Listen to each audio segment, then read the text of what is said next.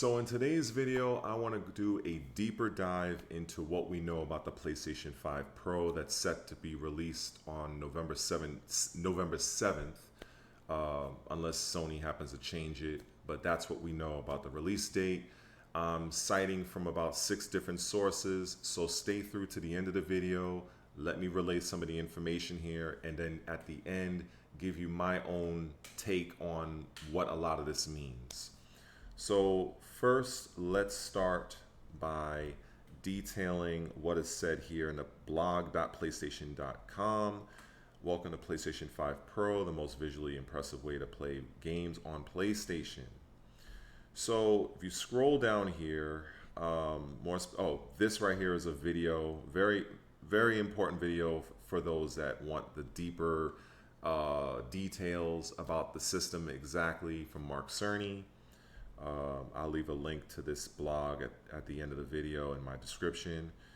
So we developed PS5 Pro with deeply engaged players and game creators in mind, as many have asked for a console that runs even higher fidelity graphics with smoother frame rates at 60 frames per second. We achieved this on PlayStation 5 Pro with several key performance features. Now here is the big three. Upgraded GPU. With PS5 Pro, we are upgrading to a GPU that has 67% more compute units than the current PS5 console and 28% faster memory. Overall, this enables up to 45% faster rendering for gameplay, making the experience even smoother. Advanced ray tracing. We've added even more powerful ray tracing that provides more dynamic reflection and refraction of light. This allows the rays to be cast at double and at times triple the speeds of the current PS5 console. And lastly, AI-driven upscaling. We're also introducing PlayStation Spectral Super Resolution. Try saying that 5 times fast. An AI-driven upscaling that uses a machine learning-based technology to provide super sharp image clarity by adding an extraordinary amount of detail. So this is what this means to me, and just my own opinion. Maybe you'll agree or not. But when I look at this, what they say the big three is, to me, it's more of like the big two. Because if you really understand what's being said here, they upgraded the GPU. So by proxy, that would also mean that you will, in turn, it increase or upgrade the ray tracing aspect. So it's really two things. And the fact that they're using AI-driven upscaling, I mean, I think we can both agree that AI seems to be like the new thing, the new buzzword. So I don't know how much performance or benefit is going to be given to you as the PlayStation user versus if this is just simply something used for Sony's investors and their business partners. I don't know, but let's continue. So let's go into this article here by PlayStation Lifestyle.net, where we discuss PlayStation 5 Pro Elden Ring potentially runs locked 60 frames per second. Potentially, okay? One of the many improvements the PS5 Pro brings to console gaming is Game Boost. Thanks to its improved GPU, older titles can get performance boosts without implementing a large update. This may be true of Elden Ring, which struggles to maintain a locked 60 frames per second on base PS5s. With Game Boost, that is potentially no longer an issue. I'm hearing a lot of I'm hearing a lot of potentially, I don't know. Will Elden Ring play at a locked 60 FPS on PS5 Pro? In a recent episode of Digital Foundry's DF Direct Weekly, Richard Ledbetter and company broke down how the PS5 Pro will improve on its current base model. In one instance, Ledbetter attempted to simulate the PS5's Game Boost mode with a PC sporting similar specs. Specifically, the test PC has an AMD Radeon RX 6800, which is similar to the GPU or graphics processing unit of the PlayStation 5 Pro. The game tested was Elden Ring, which is known for spotty performance on consoles. While his results weren't entirely favorable in the game's quality mode equivalent settings, he does suggest and hope that it will run at locked 60 FPS in performance mode. Okay, what this necessarily means is, as you are aware, most games that are coming out now, which is, I guess you can say, the standard, is that you have two different modes. You have the performance mode, which preferentially is aimed towards the actual frame rate of the game. And then you have the quality mode, which is the opposite. It's geared more towards the fidelity of the graphics, maintaining that 4K resolution. In a lot of games nowadays in this generation, it's very hard to do both. It's very difficult for games to maintain 4K resolution and at the same time 60 FPS. What PS5 Pro is looking to do is to marry the two to where more games will be 4K at 60 frames per second. But in this article that we just read is that even a game like Elden Ring may not be able to accomplish that 4K at 60 in its quality mode, but in the performance mode, the frame rate will likely be locked at a 60 FPS. So that is very key to keep in mind. This was a very good litmus test for the PS5's potential. So if we were to go to the next article, this is GTA Boom. Now this is going to be very important for people who are waiting for Grand Theft Auto 6. So it says here, CPU limitations may hold back Grand Theft Auto 6 performance on PS5 Pro. The PS5 Pro and the base PlayStation 5 model share the same CPU model, which is the bottleneck for the complex open world games.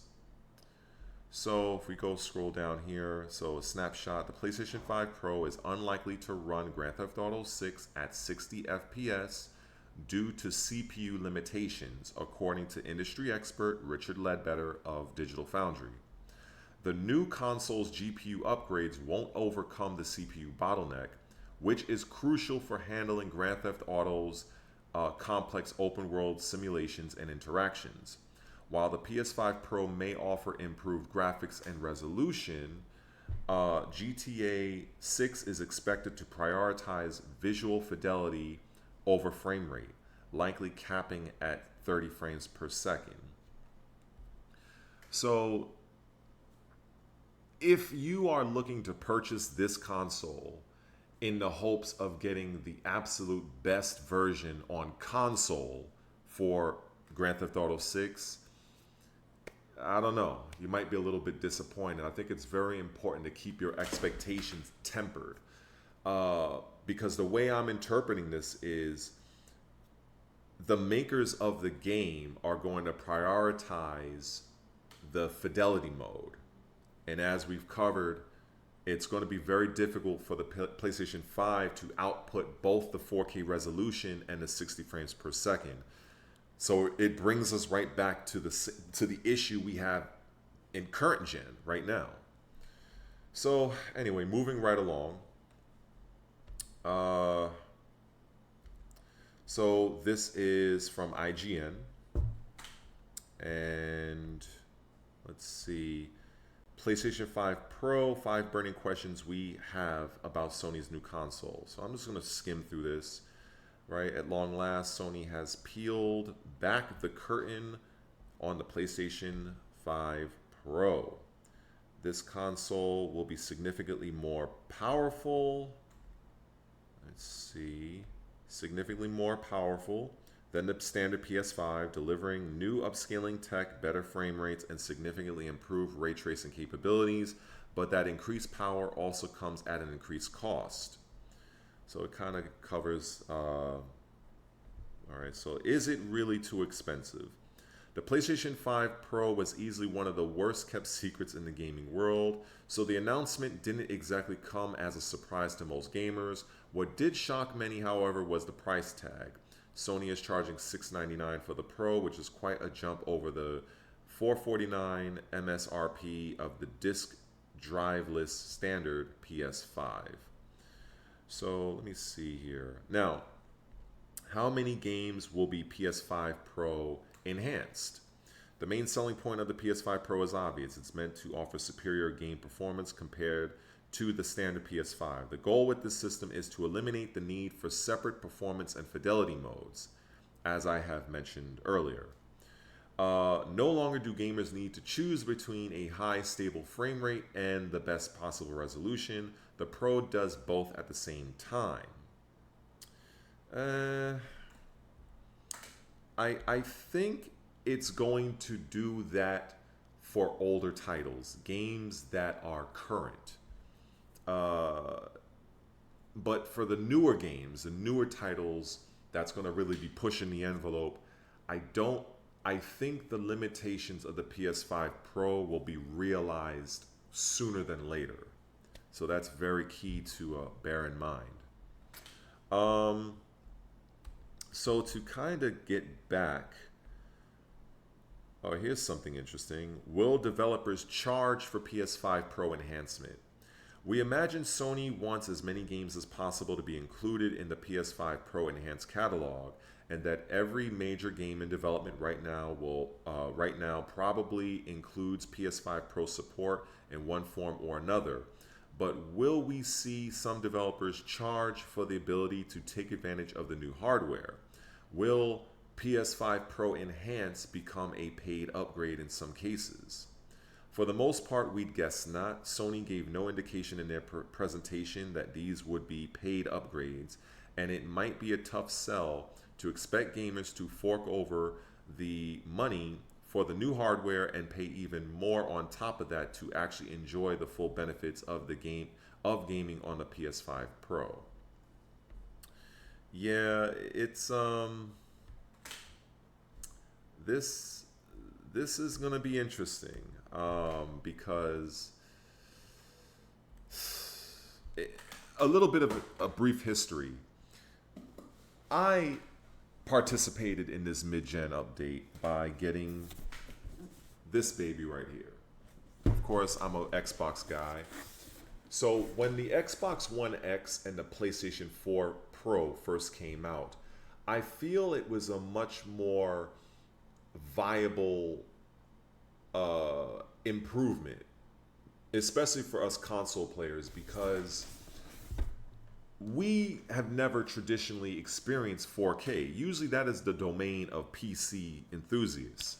So with the arrival of the Xbox One X back in 2017 and the PS4 Pro, we were finally given the ability to play in 4K, and that was major in the console space.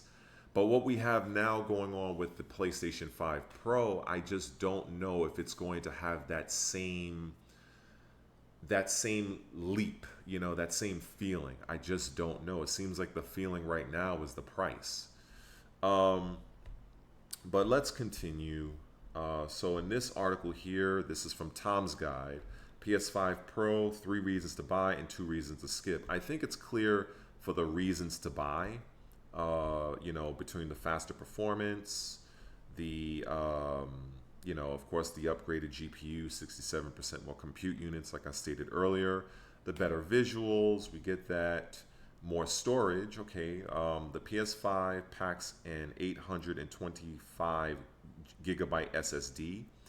This wasn't much storage even 4 years ago when the system launched, and it's certainly not enough now if you want to play games like Grand Theft Auto 5 and Call of Duty. Thankfully, the PS5 Pro packs more storage. Okay. Out of the box, the PS5 Pro has a 2 terabyte SSD, a solid state drive. Now, the thing I want to say about that is usually, well, in most cases, when a console is saying we have a gigabyte of space or 2 gigabytes of space, you're not getting all of that space for your games. They're sectioning off parts of that space and allocating it a percentage for the system, and then the rest left over, which is the lion's share, will be for you gamers. So you have to also factor that as well. Now, the reasons to skip, obviously, is the price. So we can talk about that later on. And then also the PS5 is still good. The PS5 Pro is undoubtedly an impressive console, but it won't make the regular PS5 obsolete. In fact, Sony's current gen system is still worth considering for most people looking for a console with a robust game library. While the PS5 doesn't feature many exclusive games, the ones it does have are some of the finest out there, including first and third party titles like Ratchet & Clank, Stellar Blade, Returnal, Demon Souls, and so on and so forth. So now we look at the outlook. We'll know what the PS5 Pro is truly capable of when we get one in for testing, obviously. Right now it seems like it will be a worthy mid-gen refresh of the PS5, a nice stopgap before the inevitable PS6 arrives. So let's just go on for the last one. I think this will tie everything up to a nice bow. This is a Forbes article. PlayStation 6 priced at $700 like PS5 Pro. It's looking likely. There is some concern that the PlayStation 5 Pro launching at $700, that when the PS6 comes around, even the base model could in fact launch at $700 too. I do not necessarily think that concern is unfounded. At the very least, I do not think there is a way to escape at least a $600 price tag, which would be $100 more than the highest price of the base PS5 model at launch. But I think it will push past that, and I think we need to look at past pricing trends for PlayStation in recent generations. So this right here, we have the PS3 launch price at 2007, $600, shortly lowered to $500. So as you can see here, with this right here, I think this is all you really need to see when it comes to the history of how Sony has priced their consoles.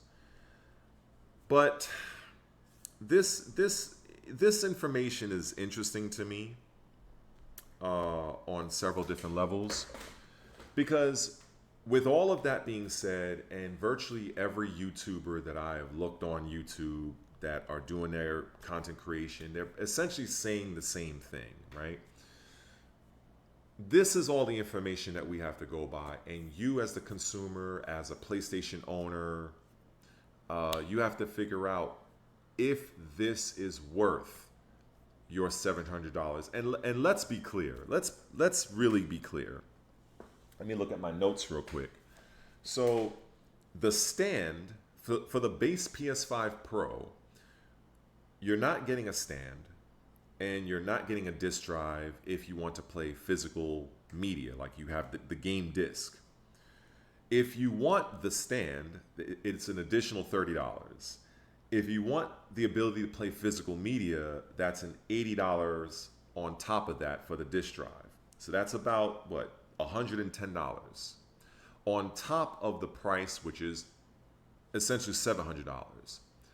So that right there is $810. Oh, we can't forget about tax. So taxes will bring this system, if you want all the bells and whistles, to around, let's say $860, give or take $1 or $2. And like I said, the perceived big three that I read from right here, actually, the upgraded GPU and so these three things right here, like I mentioned, it's really two, because the upgraded GPU will just allow for more advanced ray tracing. So the upgraded GPU and ray tracing, that's just really one thing. So the true perceived big three is that you're getting no disk drive, you are getting no stand, and it doesn't appear that there's going to be any standalone games for the PS5 Pro. So you have to really weigh whether or not this is worth your investment. Uh, are the upgrades there visually and graphically? Yes, they are there. However, um, when you look at the Mark Cerny PlayStation 5 breakdown video, the presentation video, he shows several games. I think Ratchet and Clank, I think Spider-Man, The Last of Us 2, and a few other games. He shows side-by-side comparisons. Now, there are enhancements. It's not like the man is lying. It's just that a lot of those enhancements that I notice, you kind of have to look far in the distance. You have to squint your eyes. It's not a true generational leap, right? So you have to really figure out if seeing a little bit more foliage on the ground, seeing a distant sign like on a water tower is worth potentially $860 if you want the console that has all the best bells and whistles.